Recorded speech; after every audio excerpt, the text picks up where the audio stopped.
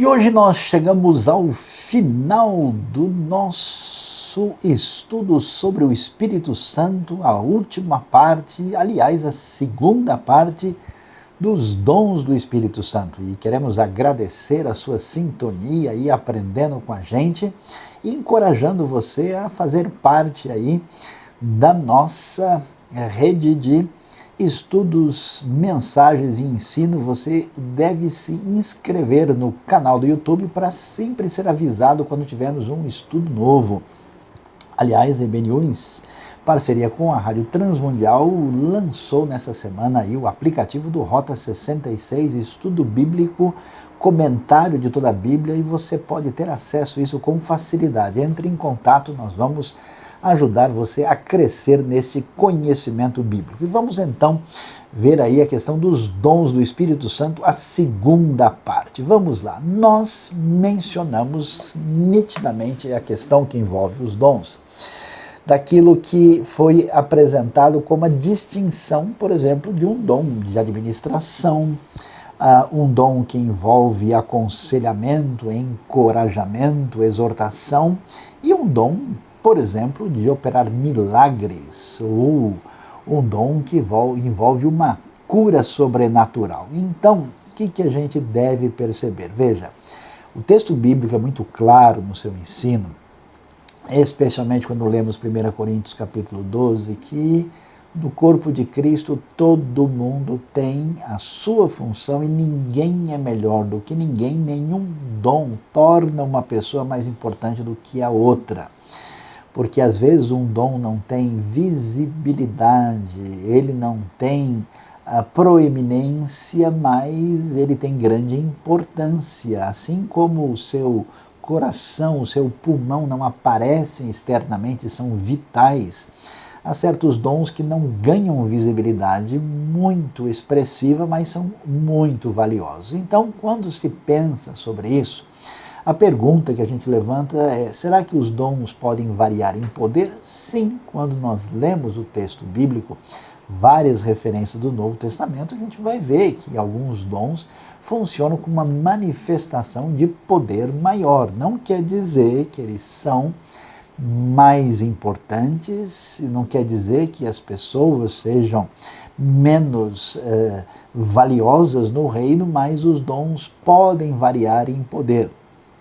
E continuando a pensar sobre essa questão, a gente pergunta se os cristãos possuem os dons por um tempo ou de modo permanente. E é muito significativo observar que a ideia do Novo Testamento é que os dons são uma realidade assim fundamental na vida da igreja, do corpo de Cristo. Portanto, não existe igreja e corpo de Cristo sem dons. Nesse sentido, a gente sabe que esses dons, por definição, eles são permanentes, eles estão acompanhando a realidade da igreja. Agora, é claro, nós vamos entrar nessa discussão hoje.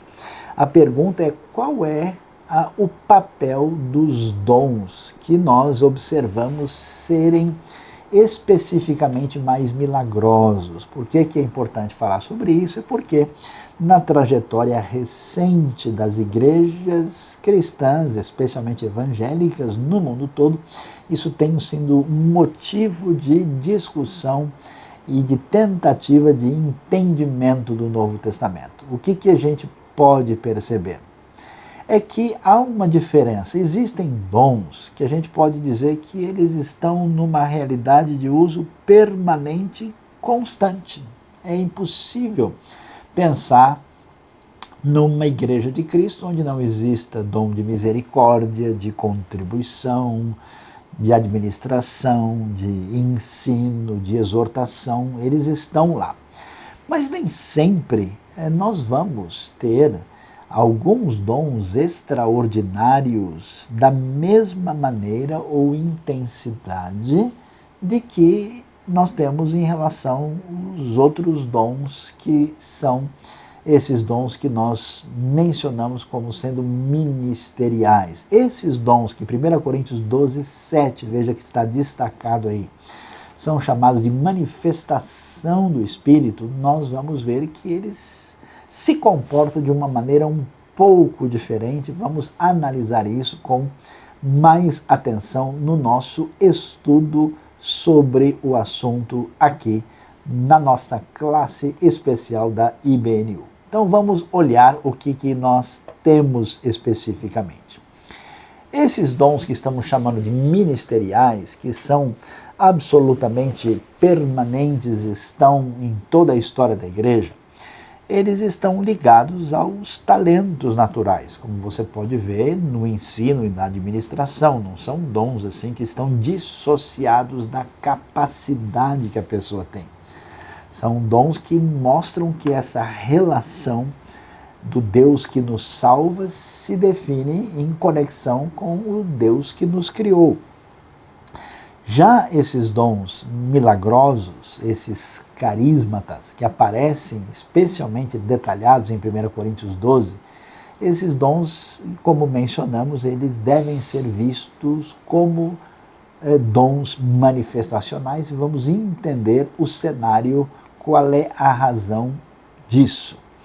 Eles são chamados assim, manifestacionais, e podendo ser utilizados por Deus quando há necessidade. Eles mostram um perfil de distinção dos outros dons. Por isso é interessante você ver que quando nós temos o momento do Pentecoste, né, esse crescimento da igreja primitiva e a descrição do que Paulo ensina em 1 Coríntios, de fato você vê a comprovação da manifestação desses dons milagrosos, como falar em línguas que a pessoa nunca estudou, como interpretação de línguas, a profecia que envolve um elemento sobrenatural direto, o dom de operação de milagres, aquela lista daqueles que nós vimos em 1 Coríntios 12 especialmente. Agora veja só, é interessante observar que o apóstolo Paulo, que manifestou nitidamente esse dom de cura, né? Você vai se lembrar pelo menos de 2 episódios, quando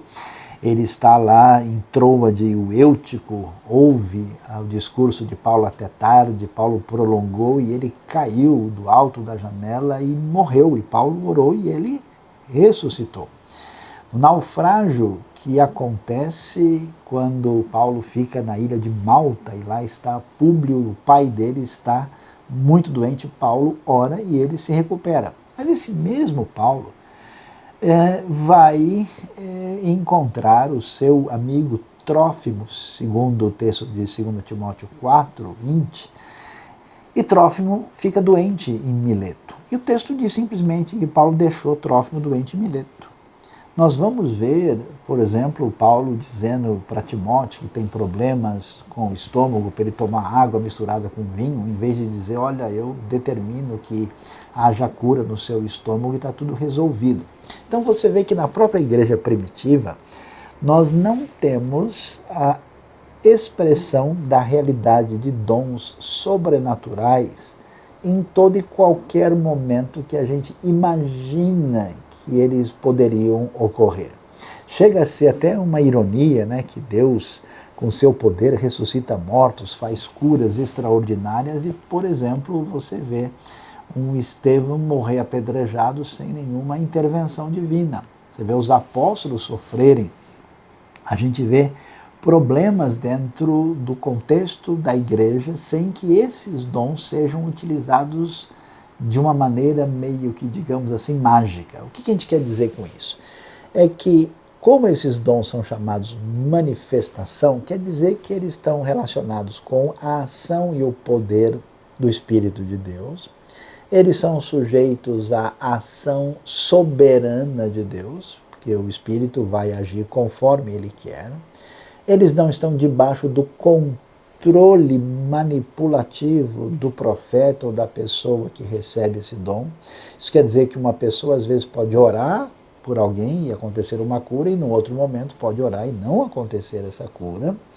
E também nós vamos observar que esses dons não acontecem em todo e qualquer momento, mostrando aí realmente a palavra muito clara do Novo Testamento, que eles são uma manifestação do Espírito, ligados ao plano de Deus, à soberania divina, ao poder de Deus, aquilo que envolve uma ação peculiar.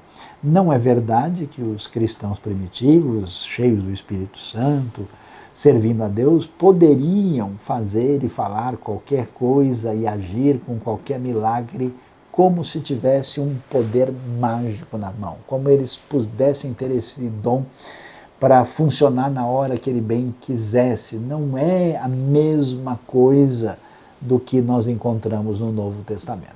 Por causa desse tipo de consideração, historicamente surgiu o que a gente pode chamar de um debate na história da igreja cristã a respeito do assunto. Pelo fato da gente perceber que no Novo Testamento nem sempre esses dons acontecem intensamente em toda e qualquer situação, e pelo fato de depois de olhar na história da igreja e ver que esses dons acontecem em quantidade menor de ocorrências do que aconteciam no ambiente da igreja primitiva, a pergunta é: será verdade que os dons milagrosos, envolvendo o dom de falar em línguas, de interpretar essas línguas, será que isso era algo restrito à realidade da igreja primitiva? Como é que a gente entende? Esses dons valem para hoje? Se valem, valem até que ponto? Ou será que eles perderam a sua validade? Você vê o nosso quadro sobre o debate chamado cessacionista, mas eu vou pedir para você dar uma olhada comigo no texto bíblico e a gente volta para o nosso quadro para tentar entender qual é a discussão sobre o assunto, porque quando a gente estuda um tema assim, mais teologicamente, a gente precisa prestar atenção na exegese, no entendimento do texto original, precisa prestar atenção na reflexão teológica feita a partir daí e também aprender com as lições da história do entendimento desse texto no contexto da cristandade. Vamos ver o que o texto diz? Olha lá.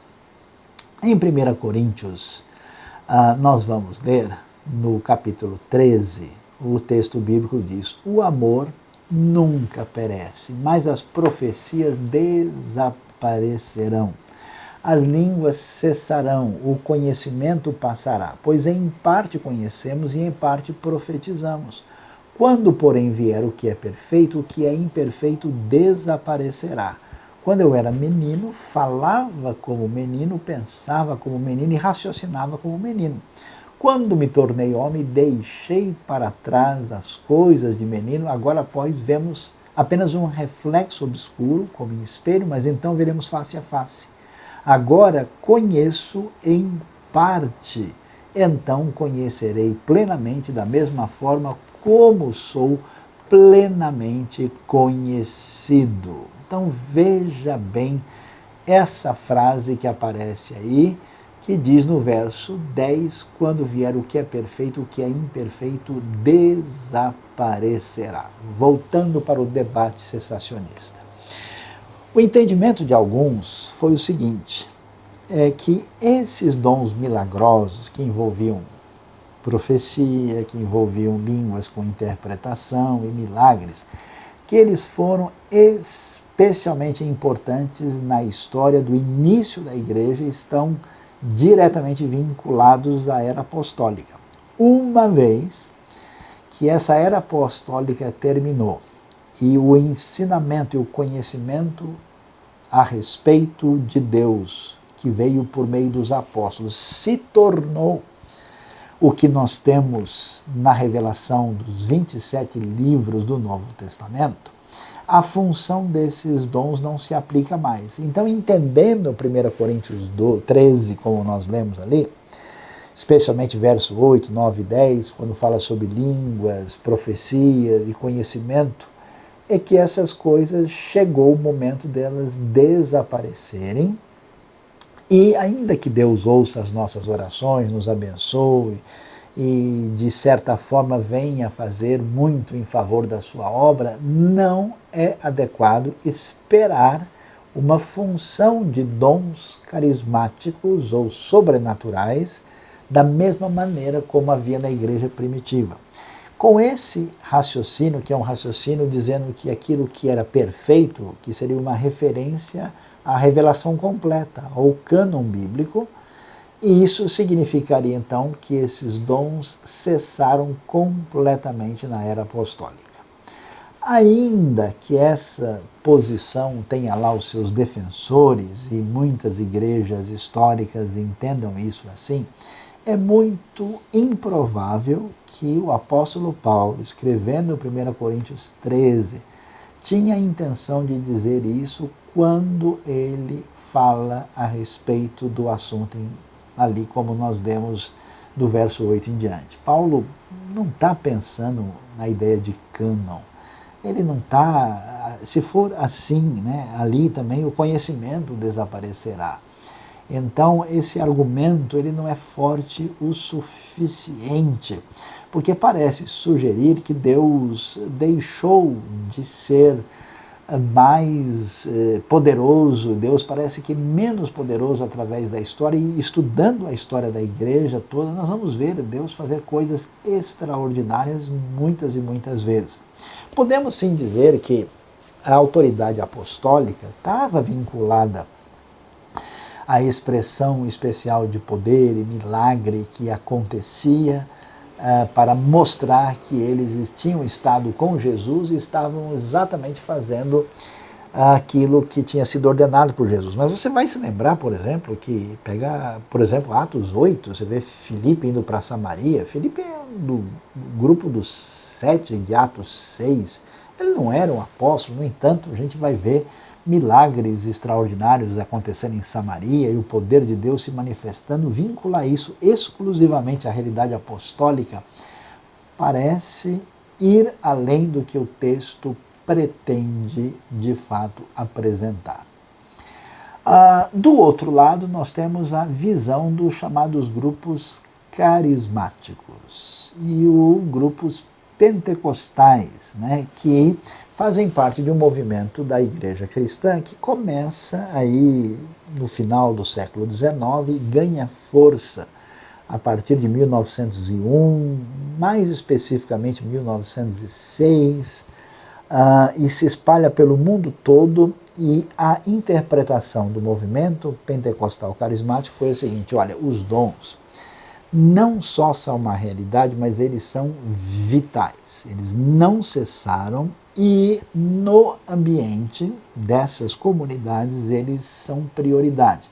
Claro que isso varia de um grupo para o outro. Há grupos em que a gente pode assim perceber em que os dons são recebidos de maneira um pouquinho mais moderada, mas em outros aquilo realmente ganha um papel notório e recebe ênfase particular das lideranças ali envolvidas. E como é que foi o raciocínio do contexto pentecostal?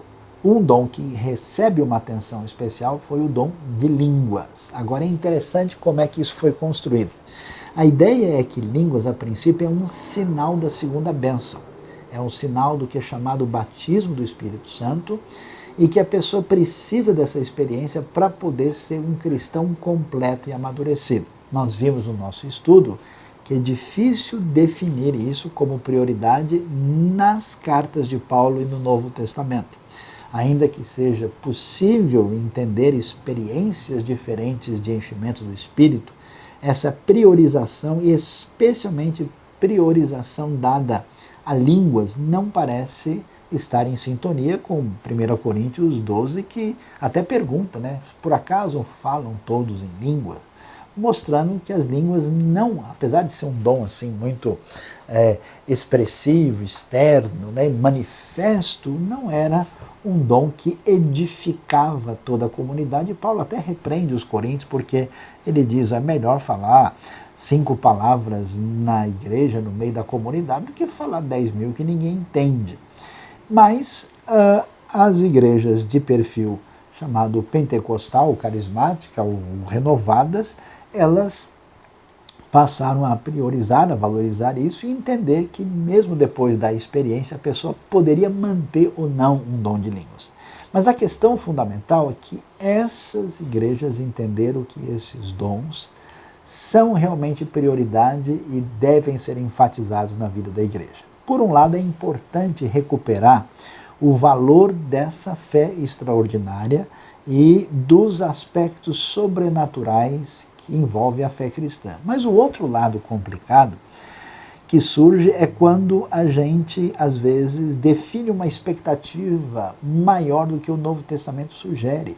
E aí algumas pessoas podem cair no engano de acreditar que certas experiências que não são exatamente autênticas entrem como referência de expressão de dom espiritual. Até mesmo os meus queridos irmãos, amigos que eu tenho, pentecostais e de igrejas desse perfil, às vezes dizem, olha, pastor Saião, o que eu vi em tal lugar não foi uma profecia, foi uma profetada. E aí eles entendem muito bem o que significa isso.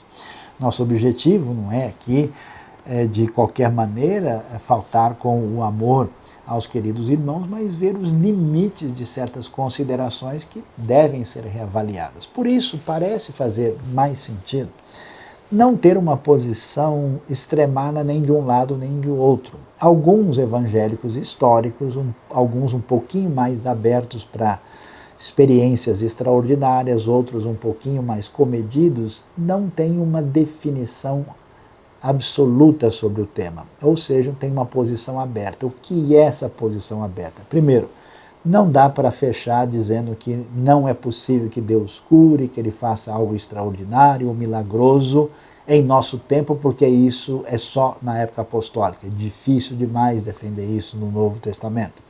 Segundo, a gente também tem que tomar um cuidado de não manipular as coisas e sugerir que um negócio sobrenatural, na verdade, é muito mais fácil de entender de uma outra forma e tomar um cuidado com aquilo que parece extraordinário, mas não é.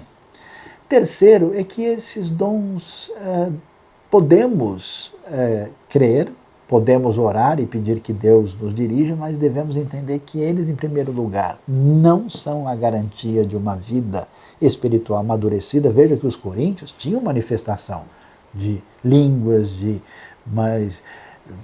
profecias, no entanto, eles estavam numa carnalidade total.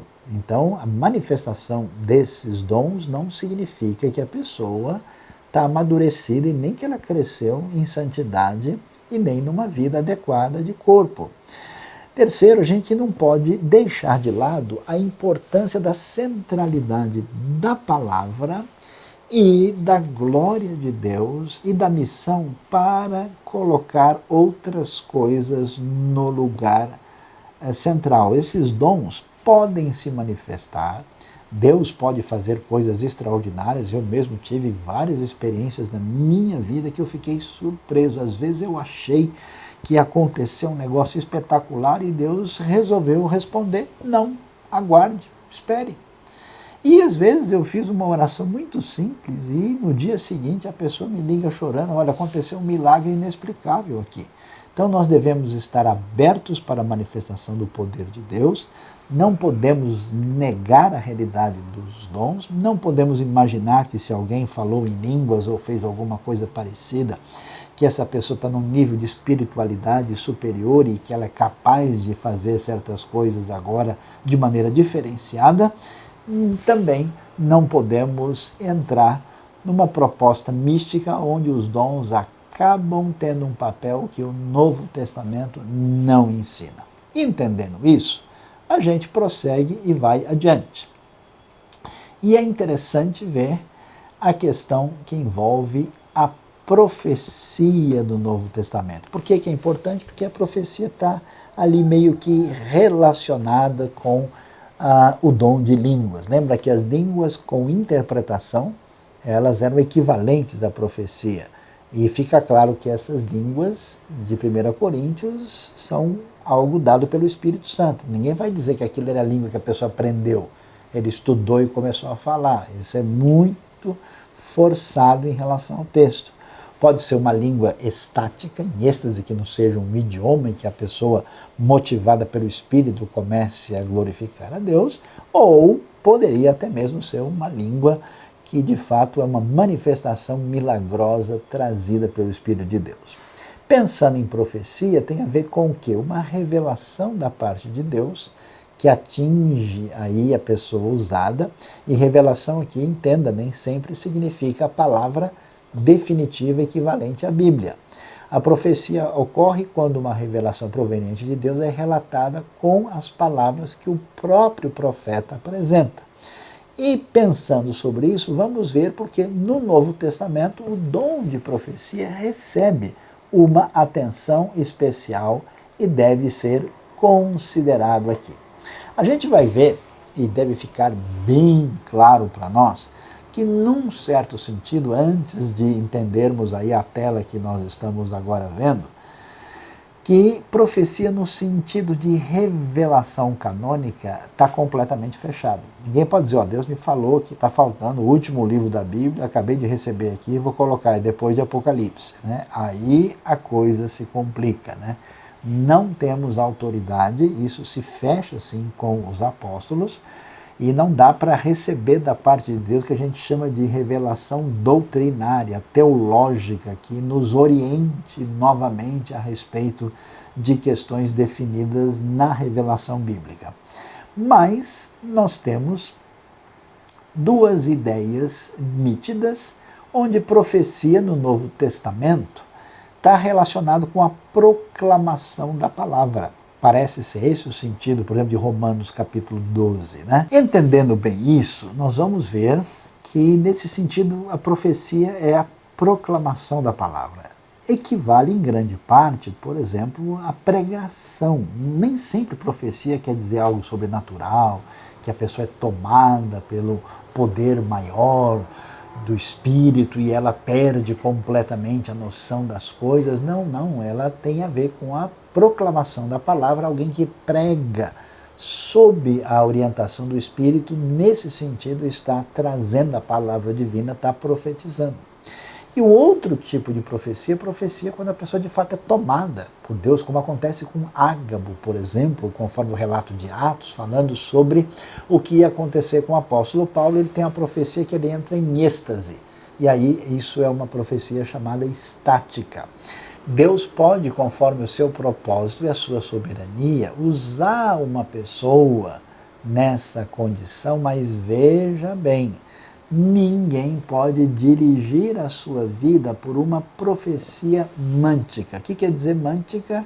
Quer dizer que adivinha, que fala do futuro. Por quê? Porque tem gente que não tem amadurecimento na vida cristã, que não dirige a sua vida pelos princípios bíblicos e tudo ele quer uma revelação sobrenatural. Ele quer saber em qual supermercado ele vai comprar tal coisa. Então ele precisa esperar um sinal de Deus para ver se ele vai lá. Tudo que ele vai fazer, ele necessariamente exige que alguém especial faça uma oração e diga para a pessoa. Isso não é o ensino do Novo Testamento. É claro que você vê Deus fazendo isso com Paulo em relação à obra missionária, numa situação de contexto muito peculiar, mas a gente não pode, né, tomar as decisões da vida, se você vai comprar um sapato, se você vai visitar o seu tio, e aí você vai toda hora querer saber se Deus sobrenaturalmente vai mostrar se você deve ou não. Use os princípios de Deus como norma para a vida, como diretriz que a gente deve seguir e não qualquer tipo de profecia específica. Falando da profecia, é importante fazer uma distinção entre, já que profecia pode ser a palavra divina, profecia é diferente de ensino. Veja lá, o ensino envolve a capacidade de explicar as Escrituras e aplicá-las à vida das pessoas. O ensino, portanto, ele apela para a nossa compreensão, ele volta-se para o nosso entendimento. A gente fala, agora entendi. Quer dizer, então, que o pecado significa errar o alvo. Quer dizer que Deus pede obediência, quer dizer que se eu creio, eu não dependo mais das minhas forças, eu entendo o ensinamento, a doutrina, isso me traz clareza e eu posso dirigir a minha vida de modo bem fundamentado. A profecia não se volta tanto para a explicação, para o entendimento. A palavra que aparece como uma diretriz profética, geralmente os profetas eram aquelas pessoas que traziam palavras de desafio, levavam as pessoas a ter uma atitude de arrependimento, anunciavam aquilo que Deus ia fazer, portanto, tem a ver com o fato de Deus trazer algo espontâneo à nossa mente e ela é especialmente dirigida à nossa vontade. Então, uma palavra profética, ela atinge o nosso interior no sentido do nosso coração, da nossa disposição, da nossa decisão, e não é simplesmente um entendimento das coisas, a gente dá para ver um pouco dessa distinção. E pensando nas línguas, fica claro que as línguas do Novo Testamento são um dom de Deus, mas um dom que precisa ser visto como um dom autêntico. Por quê? Porque alguém pode imitar falar em línguas. Alguém pode ter um tipo de fenômeno que não seja de fato uma expressão de um dom espiritual. Lembrando sempre que, segundo o ensino de 1 Coríntios, línguas não é o principal e não é de jeito nenhum prova de espiritualidade. Não pode ter prioridade na vida da igreja e lembre-se, não é útil para os descrentes. Paulo disse isso muito claro, se entrar uma pessoa que não conhece a Deus, que é descrente no meio de vocês, vão achar que vocês estão loucos. E a pessoa que fala em línguas, diz Paulo, edifica apenas quem fala, apenas a pessoa que está falando.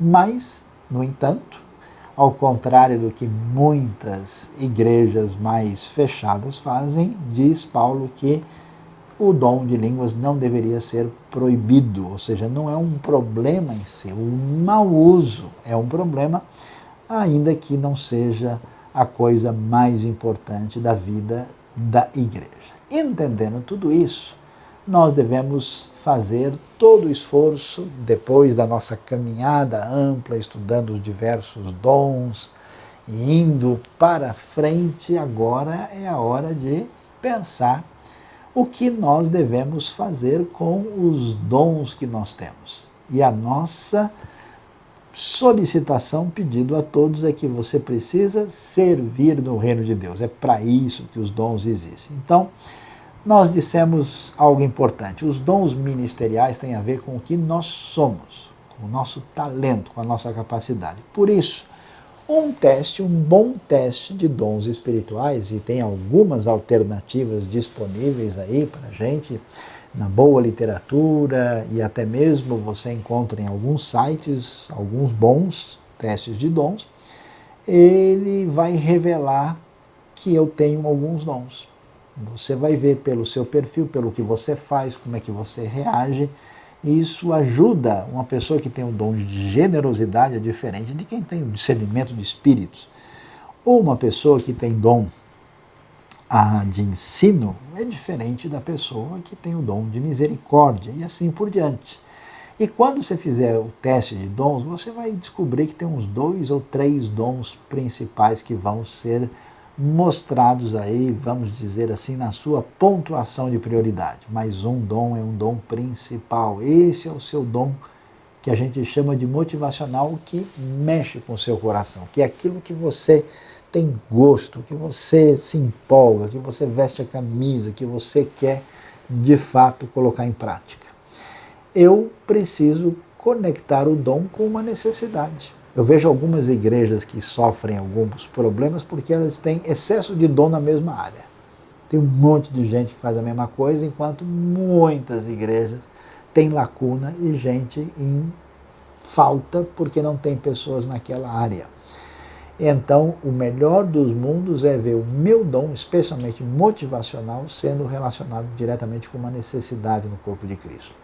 Eu tenho de desenvolver o meu ministério a partir do dom que Deus me deu. A gente pergunta, como é que a igreja deve funcionar? Deve funcionar a partir do meu dom e como é que ele me traz um sonho no reino para servir no corpo, e aí as coisas se encaminham, não a partir de uma estrutura rígida e inflexível, mas a partir daquilo que existe na vida da pessoa. O meu ministério deve desenvolver projetos específicos e concretos que são derivados desse dom espiritual. E nós devemos ainda enfatizar que essa questão de servir no reino, e isso que envolve a questão dos dons, é muito importante. Por quê? Porque se nós entendemos qual é o nosso dom, qual é o nosso papel, e desenvolvemos um projeto e começamos a fazer isso funcionar no reino de Deus, eu encontro o meu lugar e a minha produtividade no reino.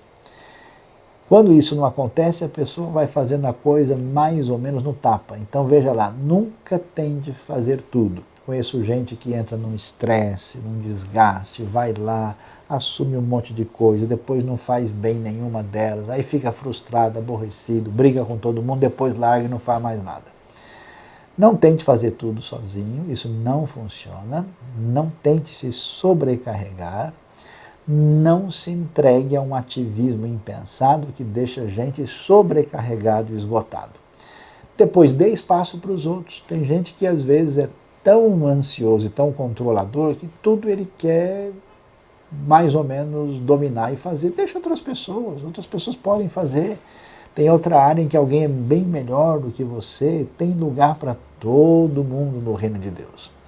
É importante, e isso é muito valioso, você se firmar numa igreja, porque segundo o Novo Testamento é corpo de Cristo. Não dá para a gente, cada vez que a gente não gostar de uma coisa aqui e ali, a gente muda de lugar, vai para lá, vai para cá, ou fica sem comunidade para se envolver, e aí é difícil às vezes, surgem problemas, a gente entende, mas firme-se num ambiente de pessoas que servem a Deus, onde você pode fazer diferença. Se você não está firmado em lugar nenhum, é difícil você florescer. Como uma planta que cada semana você põe num vaso diferente.